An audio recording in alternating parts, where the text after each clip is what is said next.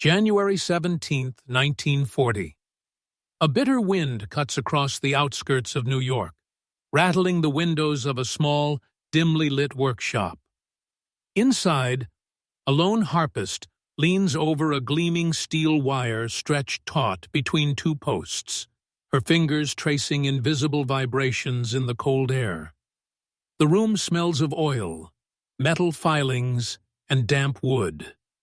Each note she plucks resonates not just in the room, but in the wire itself, sending a shiver through her fingertips. Outside, the distant roar of aircraft engines signals another day in a world racing toward war. In the corner, spools of steel cable lie coiled like sleeping serpents, their potential unknown to the casual observer. This is no ordinary experiment. Every measured tug, every precise angle, is a calculated step toward a problem that has haunted engineers for years. Cables that snap mid-flight, turning fighters and bombers into falling coffins. In this quiet laboratory, amid strings and steel, a simple principle of music will collide with the brutal demands of war. One harpist's obsession with tension is about to rewrite the rules of flight and survival. By the late 1930s, aviation had become both a marvel and a menace. Aircraft design had advanced at a staggering pace since the First World War.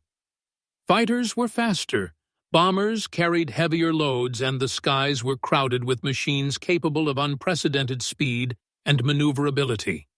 Yet, amid these advances, one small but vital component repeatedly betrayed pilots: the control cables. These steel wires threaded through pulleys and levers, linking cockpit controls to ailerons, rudders, and elevators. A pilot's hands might guide the aircraft with precision, but the outcome depended entirely on the integrity of these invisible lifelines. Snap a cable under tension, and a plane could tumble from the sky in seconds. Crashes that engineers traced back to cable failure were more common than any realized, often recorded merely as mechanical malfunction in military logs. Early cable technology relied on basic steel alloys, twisted and coated to resist wear. Engineers experimented with diameter, layering, and tension, yet failures persisted. During test flights, control surfaces would occasionally freeze or flutter uncontrollably, sending pilots into sudden, fatal spins. Even minor imperfections, tiny kinks, microscopic cracks, could spell disaster. In Europe, the Luftwaffe faced similar challenges, as did the Royal Air Force and U.S. Army Air Corps. Engineers worked feverishly to develop redundancy systems, but each addition increased weight, reduced performance, or introduced new points of failure. As tensions in Europe escalated toward war, aircraft reliability became a national imperative. By 1939, reports of mid-air failures reached military leadership at alarming rates. In the United States, experiments at Wright Field and the National Advisory Committee for Aeronautics focused on metallurgy and mechanical reinforcement. Tests included stretching cables to their breaking points, exposing them to salt spray, and even freezing them to extreme temperatures. Yet, solutions were costly, labor-intensive, and often temporary. Meanwhile, the military-industrial landscape demanded speed and efficiency.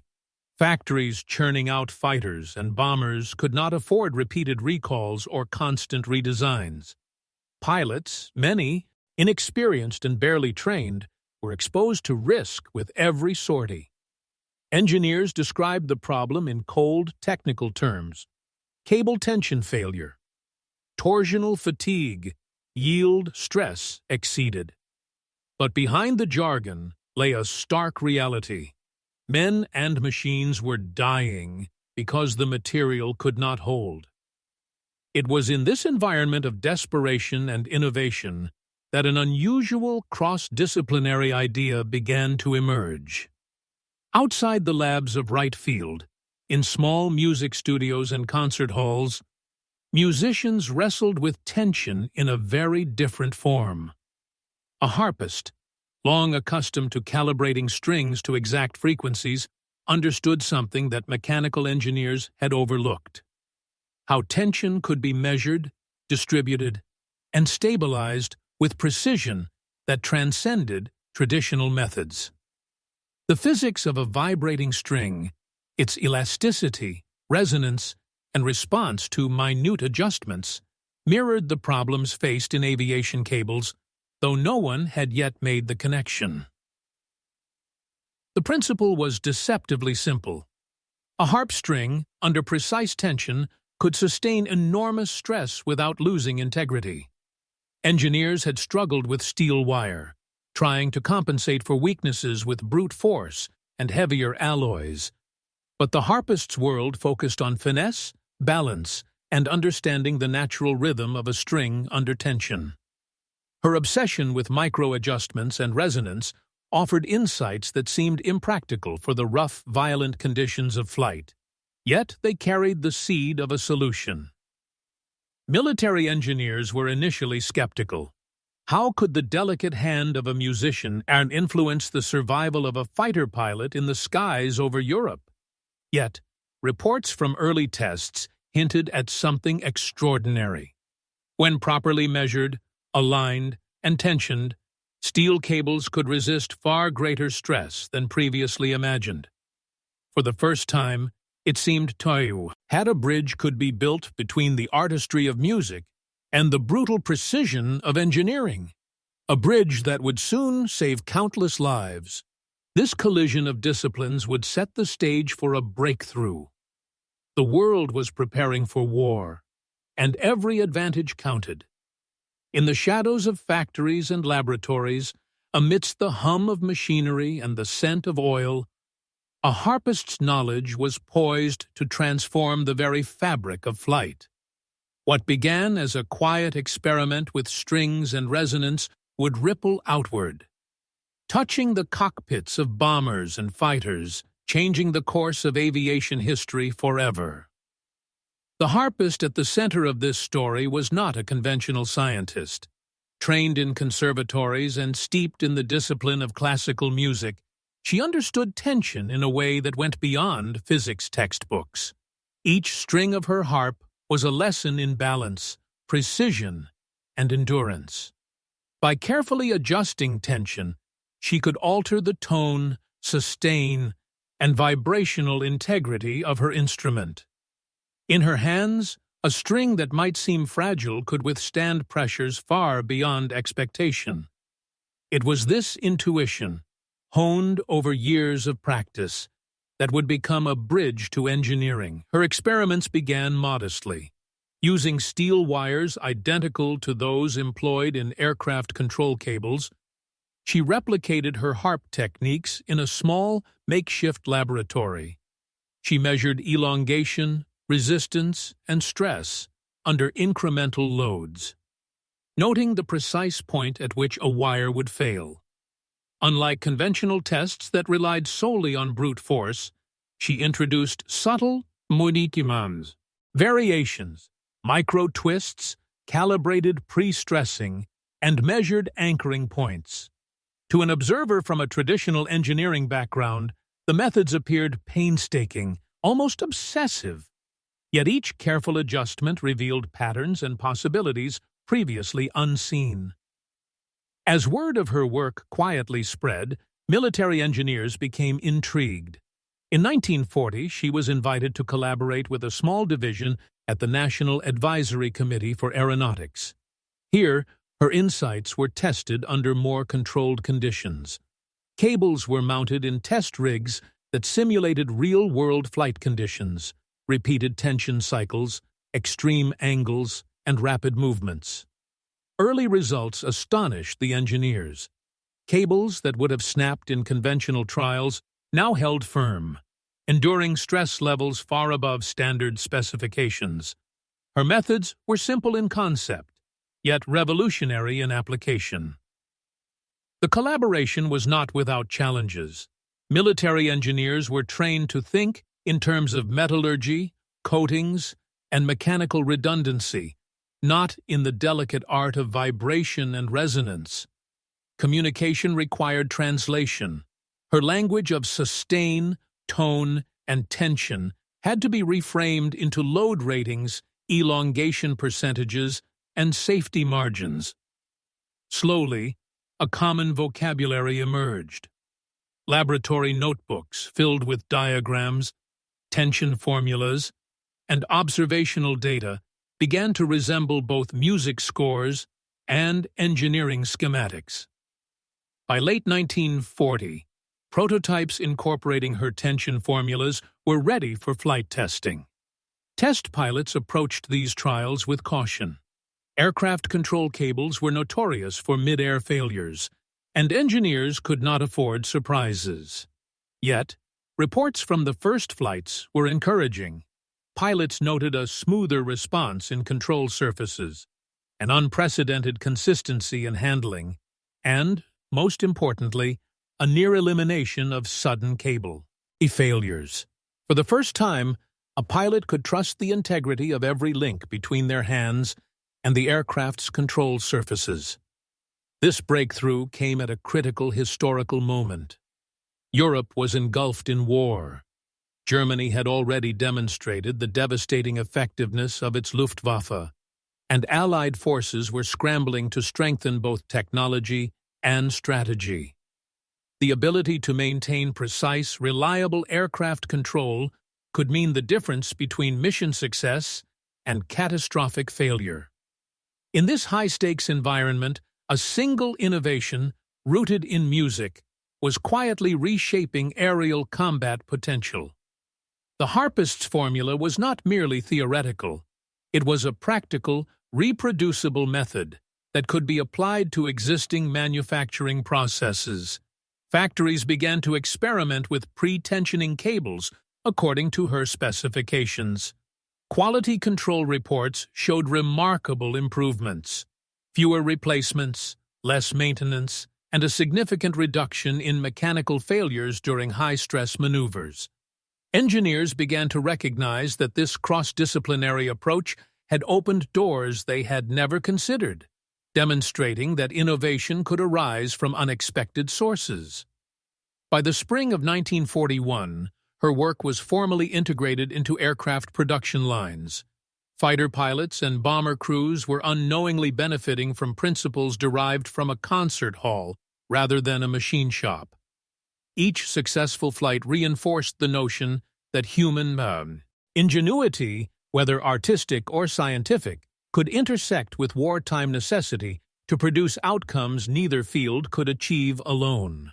Her experiments with tension and vibration laid the foundation for a larger revolution in aviation safety and reliability. The steel wires in countless Allied aircraft now carried the invisible imprint of her understanding, combining art, science, and precision engineering.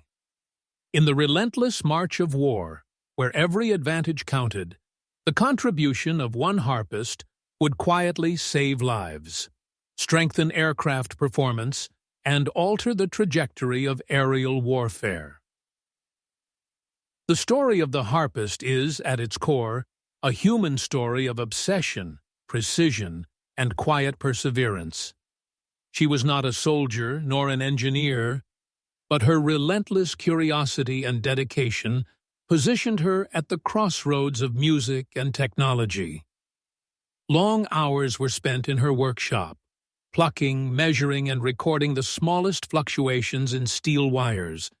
Each test was methodical, almost ritualistic, as though the tension of a wire were a musical note to be mastered rather than a mechanical challenge to overcome. Her colleagues marveled at her patience. While engineers often approached problems with force and brute calculation, she approached them with nuance, intuition, and a sense of rhythm. It was a deeply personal process. She would often speak to the wire, testing her perception of its tension through both fingers and ears. This human touch, the ability to perceive subtleties invisible to machines, became the critical element in transforming fragile steel into reliable lifelines. Her personality reflected a rare blend of artistry and rigor. She was meticulous, almost obsessive, yet empathetic. The stakes were real. Pilots' lives depended on her calculations, and she understood the gravity without being consumed by it. Her calm focus contrasted sharply with the chaos out of wartime urgency. Friends and collaborators later recalled how she would lose herself entirely in the measurements, often forgetting hours had passed. This human element, the patience, the intuition, and the unwavering dedication, was as vital to the innovation as the formula itself. From a technological perspective, the Harpist's work was revolutionary. Aircraft control cables had long been a weak point in design, constrained by the limitations of metallurgy and conventional engineering techniques. Standard cables were prone to fatigue, microfractures, and sudden failures under high-stress maneuvers. The innovation lay not in creating a new material, but in applying an entirely new understanding of tension, distribution, and resonance. The formula she developed involved precise pre-tensioning of steel cables, aligning molecular stress patterns to reduce the risk of snapping. Engineers referred to it as the resonance alignment method, though the language originated in music rather than mechanics. By calibrating the tension along multiple axes and compensating for expected load variations, the cable could absorb stress far more efficiently than traditional designs. Laboratory tests confirmed dramatic improvements. Cables subjected to repetitive stress cycles, equivalent to thousands of flight maneuvers, retained integrity where conventional cables would fail. This allowed for lighter, more responsive control systems, as redundancy could be reduced without compromising safety. The formula essentially rewrote the rules of cable engineering. The steel's strength was no longer purely material-dependent, but also precision-engineered through tension management. In essence, the technology transformed the mechanical landscape of flight. It reduced maintenance demands, improved aircraft responsiveness, and allowed engineers to push airframes to their design limits with newfound confidence. By merging artistic principles with engineering rigor, the innovation offered a scalable, practical solution at a critical moment in aviation history. The tactical implications of unbreakable control cables were immediate and profound. Fighter pilots, previously constrained by the risk of mid-flight failures, could now execute maneuvers with greater precision and confidence. Dogfights demanded split-second control, rapid rolls, and aggressive evasive actions. Any failure in control cables could be fatal, turning a pilot's skill into a liability. By eliminating this weak point, Allied forces gained a subtle but decisive advantage in aerial engagements. Bomber crews also benefited. Multi-engine aircraft relied on coordinated movements and precise control inputs across long, heavy cables. With the tension formula implemented, aircraft could perform more reliably under combat stress, including high-altitude turbulence, evasive maneuvers, and the sudden strains of anti-aircraft fire. Commanders noted a measurable increase in mission success rates where these reinforced cables were deployed, and reports highlighted fewer mechanical failures causing aborted operations. Even in training scenarios, the formula improved tactical readiness. Pilots could practice maneuvers to the limits of human and machine capability without fear of catastrophic cable failures. The innovation allowed tactics to evolve naturally. New formations, aggressive intercepts, and coordinated attacks became feasible because the aircraft could be charged, instead to respond faithfully to pilot input. In the theater of war, Such reliability translated directly into lives saved and strategic objectives achieved.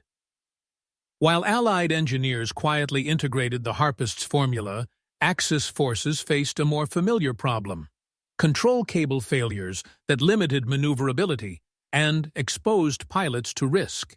Intelligence reports, later confirmed post-war, indicated that German Luftwaffe engineers were grappling with similar challenges.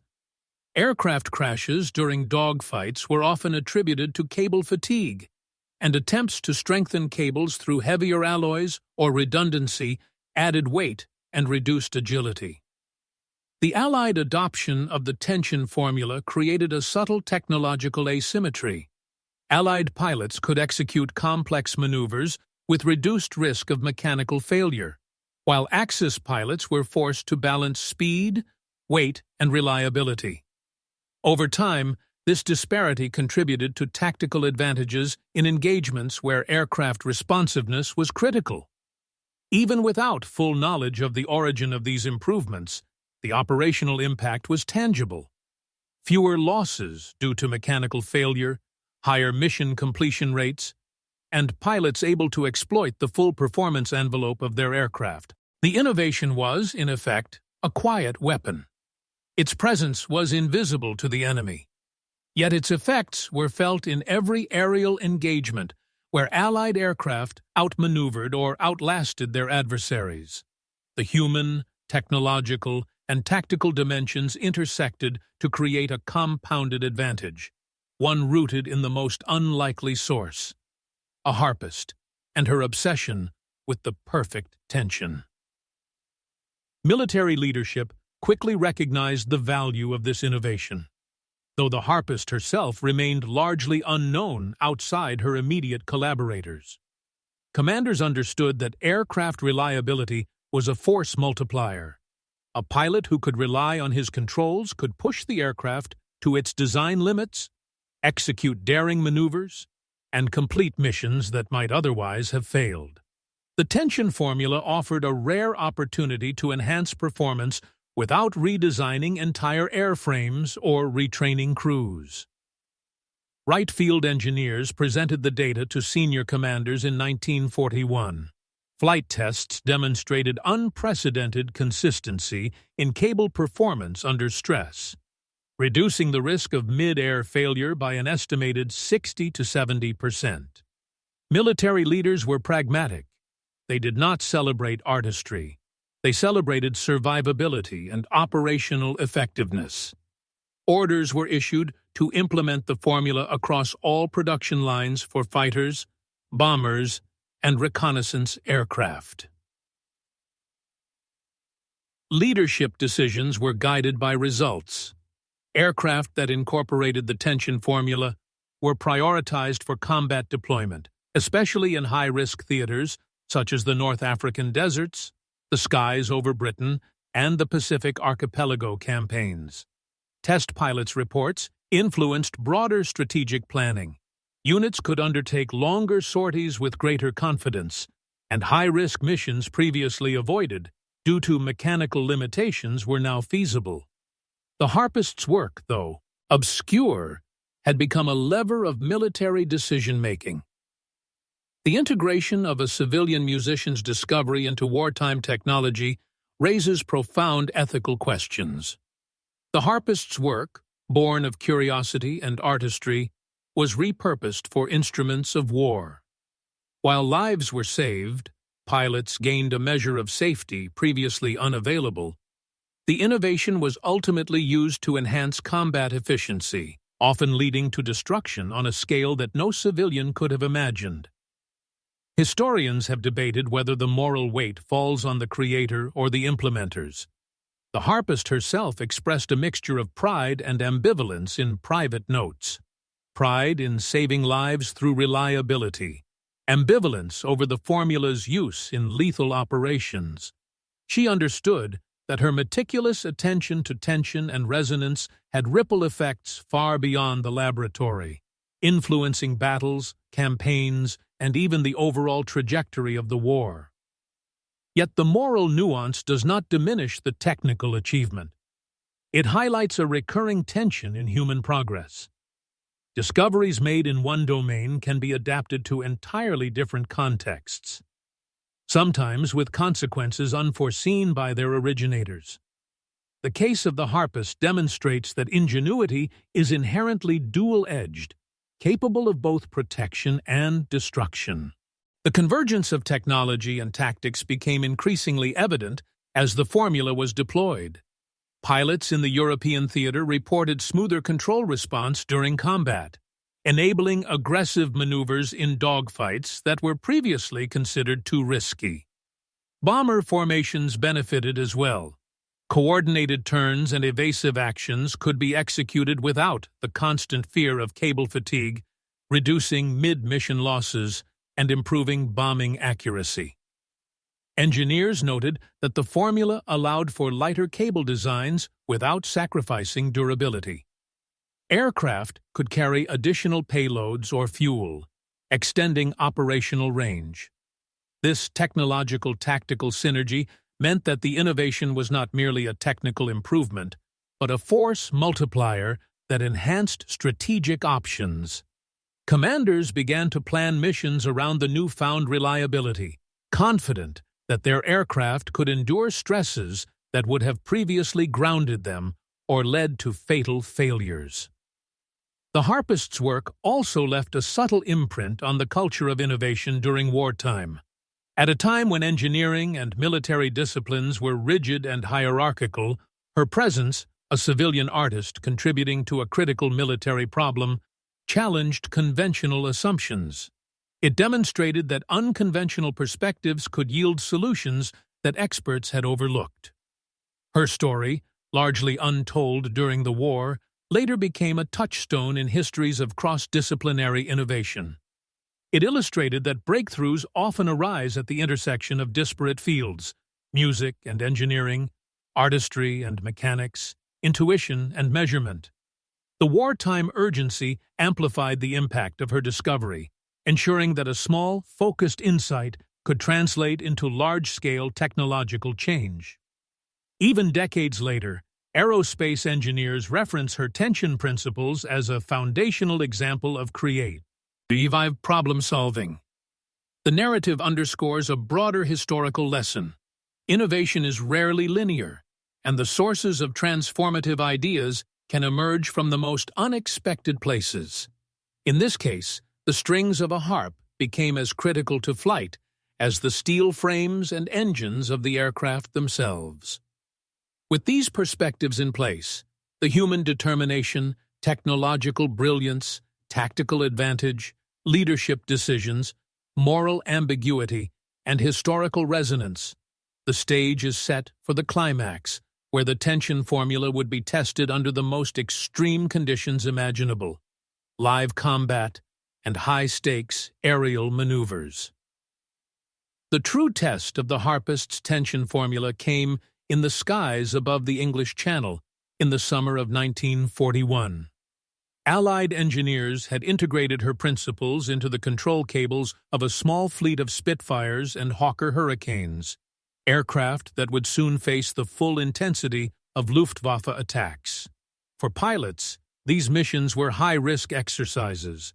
The channel was a corridor of death, patrolled constantly by enemy fighters and anti-aircraft fire. A cable failure here was almost certainly fatal. Test pilot Captain Edward "Ned" Harrow was among the first to fly aircraft equipped with the newly tensioned cables. On June 14, 1941, he climbed into a Spitfire in a quiet airfield outside London. The engines roared, and the propeller's vibration resonated through the cockpit. Every lever, every pedal now linked to cables calibrated according to the Harpist's precise formula. As the aircraft lifted into the gray sky, Harrow immediately noted a difference. The controls responded with a smooth, almost musical precision. There were no hesitations, no slack, no unexpected stiffness. The first sorties were reconnaissance flights, designed to stress the aircraft under controlled conditions. Pilots executed steep climbs, tight turns, and rapid dives, simulating combat maneuvers. Observers on the ground monitored cable tension, noting minimal elongation and no signs of imminent failure. What had previously been considered the limits of stress tolerance were now exceeded without consequence. Engineers who had watched these flights were astonished. The cables had not only survived but performed consistently, responding predictably under every maneuver. The stakes grew higher when the formula-equipped aircraft were deployed in actual combat. On July 3, 1941, a squadron of 8 Spitfires engaged a formation of German Messerschmitt Bf-109s over northern France.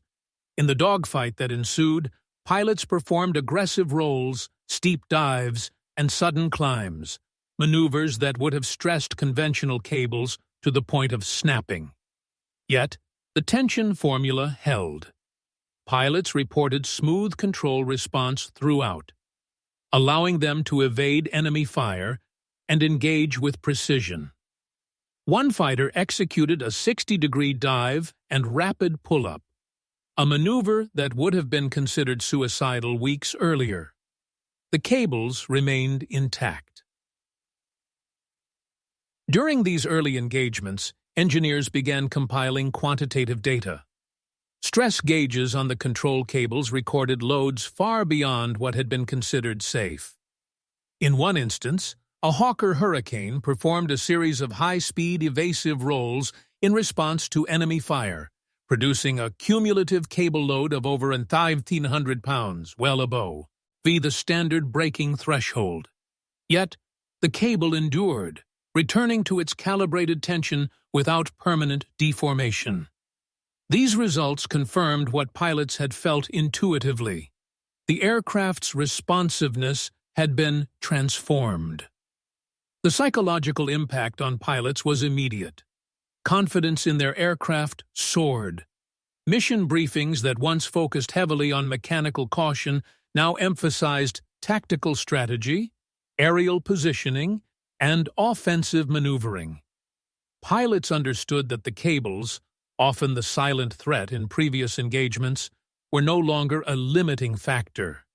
This newfound trust allowed for bolder actions, improving engagement outcomes and survival rates. The tension formula had shifted not only the material reliability of aircraft, but the human behavior in combat, a critical turning point in aerial warfare. Simultaneously, Axis forces faced growing frustration. Intelligence reports captured the unexpected reliability of Allied aircraft. Messerschmitt pilots noted a marked difference in how Spitfires and Hurricanes responded to maneuvers. Attempts to replicate or counter these advantages were hampered by the absence of knowledge about the underlying innovation. While Allied pilots could push the limits of their planes without fear of control failure, German engineers struggled with recurring mechanical issues. This disparity subtly altered the dynamics of aerial engagements across multiple theaters. The tension formula was further tested in bomber operations. On August 12, 1941, a formation of Lancaster bombers, retrofitted with tension-calibrated control cables, executed a high-altitude mission over occupied France. Heavy bomb loads, strong crosswinds, and evasive maneuvers from enemy fighters placed immense stress on every control surface. Observers noted that pre-flight concerns about cable integrity proved unfounded. The aircraft completed the mission with minimal mechanical issues, and crews returned safely, an outcome that would have been far less certain using standard cables. The crescendo of these tests came during coordinated multi-squadron exercises. Dozens of aircraft, each equipped with the Harpist's formula, executed synchronized maneuvers, challenging the cables with repetitive strain, extreme angles, and rapid responses. Engineers meticulously recorded tension, elongation, and performance. Every data point confirmed what pilots already knew. The cables had reached a level of reliability unprecedented in aviation history. The formula was no longer a laboratory curiosity. It was a proven, combat-ready solution that redefined the operational limits of flight. By late 1941, the full implications were understood at command levels. Strategic planners incorporated the enhanced reliability into mission calculations, knowing that aircraft could endure maneuvers previously deemed too risky. The tension formula had not only solved a technical problem, but had become a decisive tactical tool, quietly shaping outcomes in the skies without fanfare. This series of successful tests and combat applications marked the turning point. A simple, elegant principle derived from music had fundamentally altered the reliability and performance of modern aircraft. From the quiet workshop where a harpist meticulously tuned steel wires, to the skies over Europe where pilots maneuver, read with unprecedented confidence, the breakthrough demonstrated the profound impact that creativity, precision, and interdisciplinary insight could achieve in the crucible of war. The full operational deployment of the tension formula soon revealed its strategic significance. By early 1942, hundreds of Allied fighters and bombers were equipped with cables calibrated according to the Harpist's method. The innovation became a quiet but decisive factor in several key aerial operations, influencing both individual skirmishes and large-scale campaigns. During the Battle of Malta in mid-1942, pilots relied on aircraft with tension-aligned cables to execute tight defensive formations against relentless Luftwaffe attacks. Spitfires and Hurricanes flew in close proximity, executing rapid climbing and diving maneuvers to intercept enemy bombers. Pilots credited the consistency of their control cables with saving lives.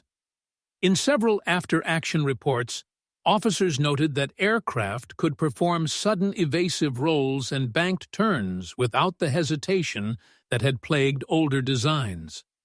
These maneuvers, once perilous, were now executed with precise reliability, giving the Allies a tactical edge in a theater where every second counted. Meanwhile, in the Pacific, U.S. Navy pilots encountered similar benefits. F-4F Wildcats and early F-6F Hellcats, when equipped with pre-tensioned cables, demonstrated improved handling in carrier takeoffs and tight dogfights over island archipelagos. Extreme maneuvers over rough waters subjected control systems to sudden, unpredictable stresses. Reports from squadron commanders indicated a remarkable reduction in cable-related failures compared to previous engagements. The formula had effectively enhanced the durability and responsiveness of aircraft across multiple platforms and environments. The human dimension of this breakthrough became increasingly evident. Pilots who had previously flown with caution now pushed their aircraft to the limits of speed and agility. Flight logs documented maneuvers that had been considered too risky, executed without incident. Confidence in aircraft integrity translated directly into mission effectiveness, reducing abort rates and increasing the success of bombing, reconnaissance, and interception operations.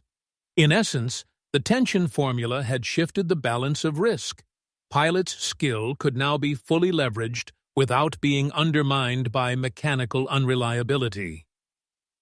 Engineering teams continued to refine the application of the formula. Additional testing involved extreme temperature variations, simulating Arctic and desert conditions. Cables maintained structural integrity even under repeated exposure to rapid thermal expansion and contraction, confirming the versatility of the Harpist's approach. By combining laboratory precision with field data, engineers ensured that aircraft could endure both environmental extremes and combat stress without compromising safety or performance. One of the most dramatic demonstrations occurred during a large-scale combined operation in early 1943. A squadron of over 50 fighters, all equipped with the pre-tensioned cables, escorted a formation of heavy bombers deep into occupied France. Enemy interceptors attacked from multiple directions, forcing rapid, coordinated, evasive maneuvers. Pilots later recalled the aircraft responding with almost uncanny reliability. No cable failure. Res were reported, and the formation maintained cohesion despite heavy enemy engagement. This operational success underscored the formula's role not as a minor technical improvement, but as a critical enabler of complex aerial strategy. The impact on production and logistics was equally significant. Pre-tensioned cables required fewer replacements, reduced maintenance time, and minimized the risk of mid-flight emergency repairs. Factories producing control cables adopted standardized tension measurements, ensuring consistency across aircraft fleets. Supply chains were simplified, as uniform specifications replaced a patchwork of empirical adjustments. The Harpist's formula, once a private experiment in a music-strewn workshop, had become a cornerstone of industrial efficiency in wartime aviation. Despite its profound effects, the innovation remained largely unpublicized. Secrecy was maintained to prevent Axis forces from replicating or countering the advantage.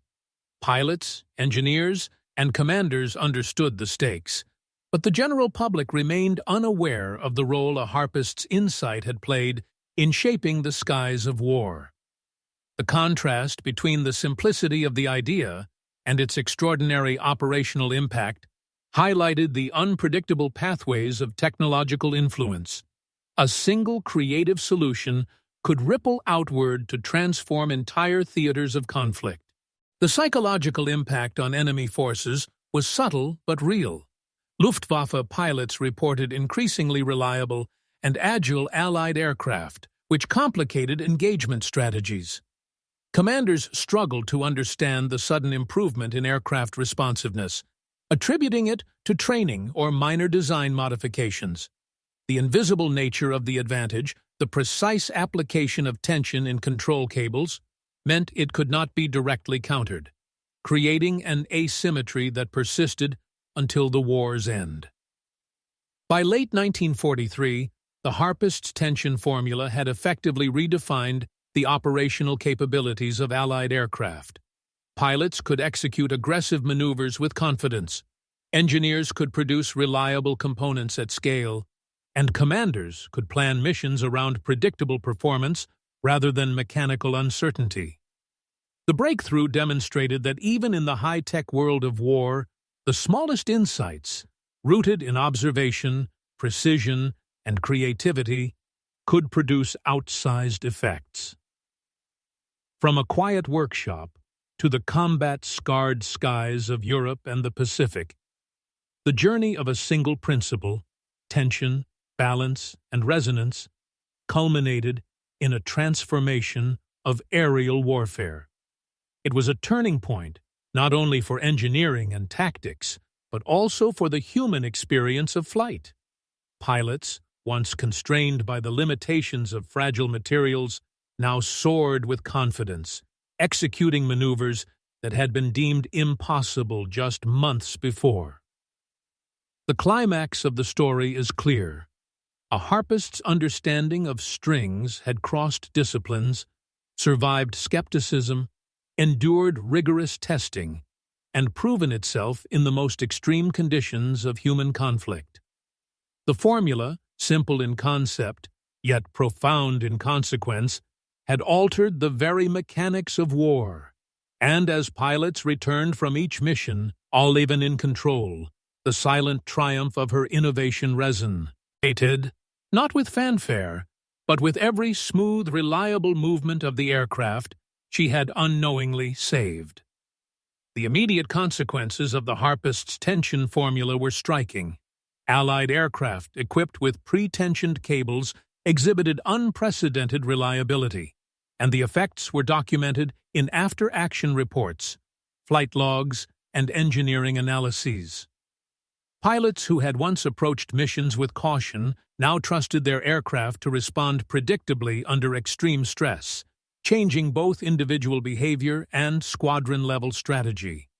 The reduction in mechanical failures was quantifiable. Engineers reported a 65 to 70% decrease in cable-related incidents within the first 6 months of deployment. This improvement translated directly into operational effectiveness. Fighter pilots engaged enemy formations with greater confidence, executing aggressive maneuvers that would have been considered too risky prior to the formula's adoption. Bomber crews relied on more responsive control surfaces, improving formation cohesion and bombing accuracy while reducing mid-air accidents. Missions that previously required excessive safety margins were now conducted at the limits of aircraft capability. The formula had effectively expanded the tactical envelope of Allied air forces. Pilot testimonies provide a human lens on these technical outcomes. Squadron leaders noted that morale improved alongside mechanical reliability. One pilot recalled a sortie over northern France. "I could pull into a dive or roll into a turn without hesitation. The plane felt alive." The psychological impact on enemy forces was subtle but real. Luftwaffe pilots reported increasingly reliable and agile Allied aircraft, which complicated engagement strategies. Commanders struggled to understand the sudden improvement in aircraft responsiveness, attributing it to training or minor design modifications. The invisible nature of the advantage, the precise application of tension in control cables, meant it could not be directly countered, creating an asymmetry that persisted until the war's end. By late 1943, the Harpist tension formula had effectively redefined the operational capabilities of Allied aircraft. Pilots could execute aggressive maneuvers with confidence, engineers could produce reliable components at scale, and commanders could plan missions around predictable performance rather than mechanical uncertainty. The breakthrough demonstrated that even in the high-tech world of war, the smallest insights, rooted in observation, precision, and creativity, could produce outsized effects. From a quiet workshop to the combat-scarred skies of Europe and the Pacific, the journey of a single principle, tension, balance, and resonance, culminated in a transformation of aerial warfare. It was a turning point, not only for engineering and tactics, but also for the human experience of flight. Pilots, once constrained by the limitations of fragile materials, now soared with confidence, executing maneuvers that had been deemed impossible just months before. The climax of the story is clear. A Harpist's understanding of strings had crossed disciplines, survived skepticism, endured rigorous testing, and proven itself in the most extreme conditions of human conflict. The formula, simple in concept, yet profound in consequence, had altered the very mechanics of war, and as pilots returned from each mission, all even in control, the silent triumph of her innovation resonated, not with fanfare, but with every smooth, reliable movement of the aircraft she had unknowingly saved. The immediate consequences of the Harpist's tension formula were striking. Allied aircraft equipped with pre-tensioned cables exhibited unprecedented reliability, and the effects were documented in after-action reports, flight logs, and engineering analyses.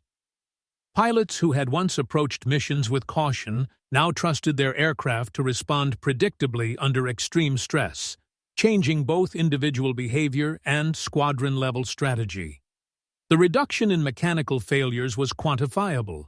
Engineers reported a 65 to 70% decrease in cable-related incidents within the first 6 months of deployment. This improvement translated directly into operational effectiveness. Fighter pilots engaged enemy formations with greater confidence, executing aggressive maneuvers that would have been considered too risky prior to the formula's adoption. Bomber crews relied on more responsive control surfaces, improving formation cohesion and bombing accuracy while reducing mid-air accidents.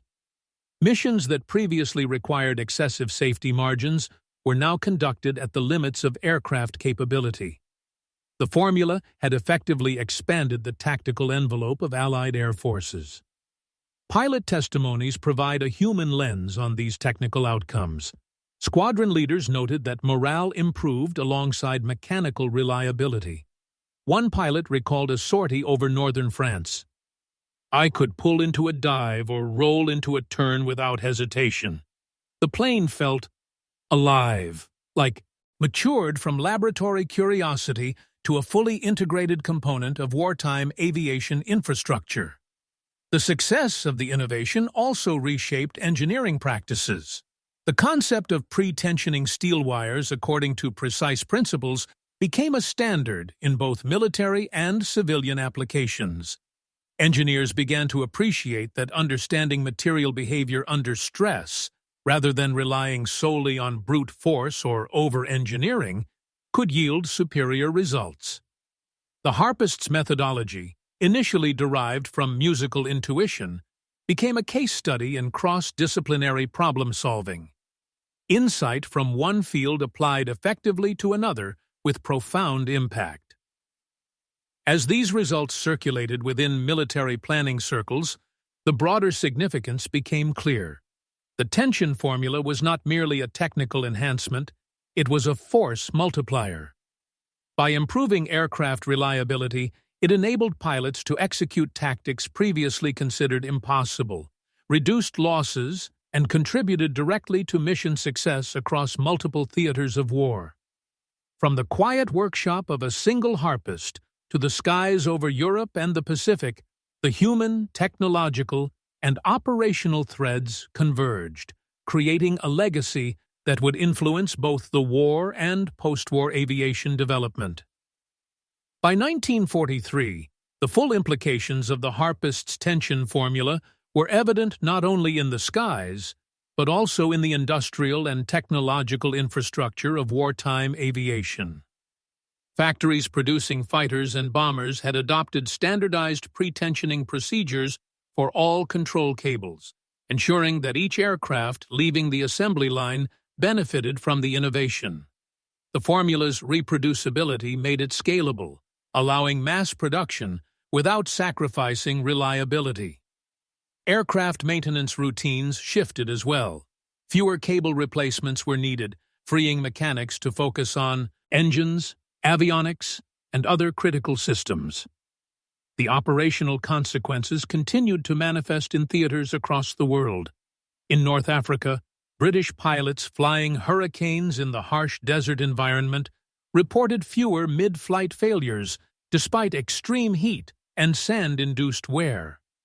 In the Pacific, U.S. Navy pilots executing carrier takeoffs and landings relied on cables that maintained consistent tension even under rapid throttle changes and abrupt deck maneuvers. The formula's adaptability to diverse conditions demonstrated its robustness, confirming that the principles derived from a musical harp string could withstand the violent and unpredictable stresses of aerial combat. Pilots' confidence was transformed into measurable tactical advantage. Squadron leaders noted an increase in daring maneuvers during engagements, including steep dives, rapid climbs, and tight dogfighting turns. Air crews cited the reliability of their aircraft as a critical factor in mission planning, allowing them to execute strategies that would have been considered too risky before the innovation. The combination of improved material performance and human trust in the machine effectively extended the operational envelope of Allied aircraft, giving them an edge in both offensive and defensive operations. Statistical reports from the period highlight the profound impact. Aircraft equipped with pre-tensioned cables experienced 40–60% fewer mechanical failures during combat sorties compared to those with conventional wiring. Mission completion rates increased. Aborts due to mechanical issues declined, and aircraft survivability improved, particularly in high-intensity engagements. These improvements were not simply incremental. They represented a fundamental shift in the reliability of aircraft as complex war machines. The broader influence of the Harpist's work also extended into post-war aviation. As aircraft technology evolved, principles of pre-tensioning and stress distribution informed designs in both military and civilian applications. Helicopters, commercial airliners, and experimental aircraft all benefited from insights originally developed for wartime fighters and bombers. Engineers recognized the value of integrating cross-disciplinary approaches, blending mechanical engineering with knowledge of material behavior, resonance, and tension. The Harpist's work became a benchmark in lessons on innovation, that solutions could emerge from the most unlikely intersections of art and science. Recognition for the Harpist herself was muted during the war. Military secrecy and the compartmentalization of research meant that few outside her immediate collaborators understood the origin of the innovation. Post-war accounts would reveal the remarkable story, but during the conflict, the impact of her work was felt only through improved mission success, safer flights, and the reliability of aircraft. Yet, within those circles, her contribution was quietly celebrated. Engineers, pilots, and commanders acknowledged that a seemingly minor adjustment, a precise application of tension, had saved countless lives and altered the course of operations. The ethical dimension of this innovation continued to resonate. The formula, while improving pilot safety, was employed to enhance combat effectiveness, demonstrating the dual-edged nature of technological progress in wartime. The Harpist herself reflected on this privately, understanding that her work existed at the intersection of life-saving reliability and lethal operational advantage. Her experience would later serve as a cautionary tale and an example in discussions on the responsibilities of innovators whose work can be repurposed for conflict. By the war's end, the legacy of the tension formula was undeniable. Thousands of aircraft had flown with pre-tensioned cables, surviving maneuvers and stresses that would have destroyed conventional wiring. Pilot survival rates improved, missions were executed with greater efficiency, and operational confidence soared. Engineers continued to refine the methods, incorporating lessons learned into subsequent generations of aircraft design. The Harpist's insight, originating in a small, quiet workshop, had reshaped aviation technology and operational strategy on a global scale. The long-term consequences also included shifts in engineering culture.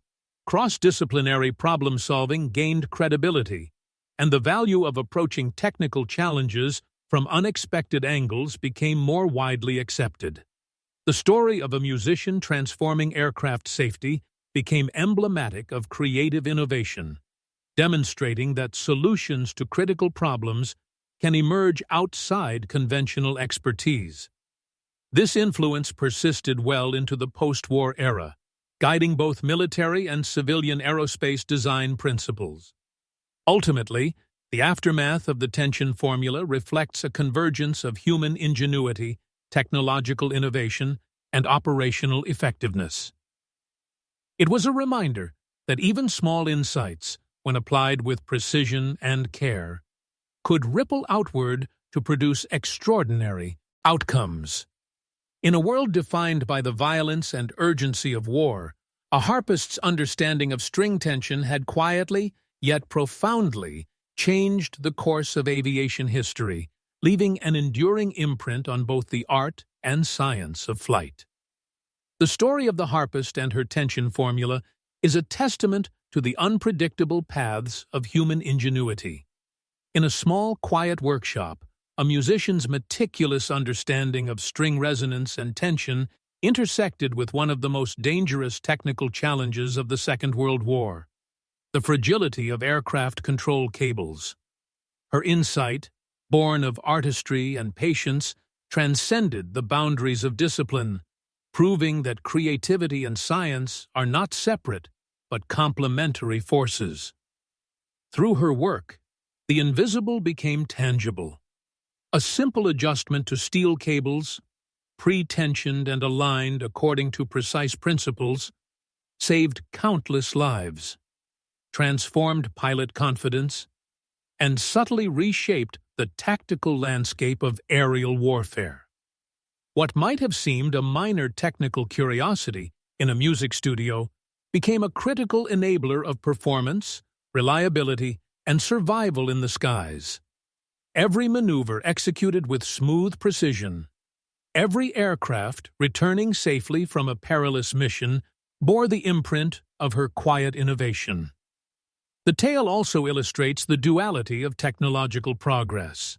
The same principles that enhanced safety and reliability were simultaneously used to increase combat effectiveness, demonstrating the ethical complexity inherent in innovation during wartime. The Harpist story invites reflection on the responsibility of creators and the unforeseen impact that a single insight can have when applied beyond its original context. Ultimately, this chapter of history celebrates the convergence of art, science, and human determination. It reminds us that profound solutions often emerge from unexpected intersections, where intuition meets rigor and imagination meets necessity.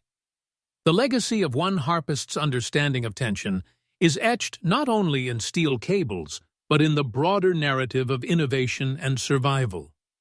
Her work endures as a symbol of how meticulous observation, quiet persistence, and cross-disciplinary thinking can change the course of events, leaving a lasting imprint on both technology and humanity.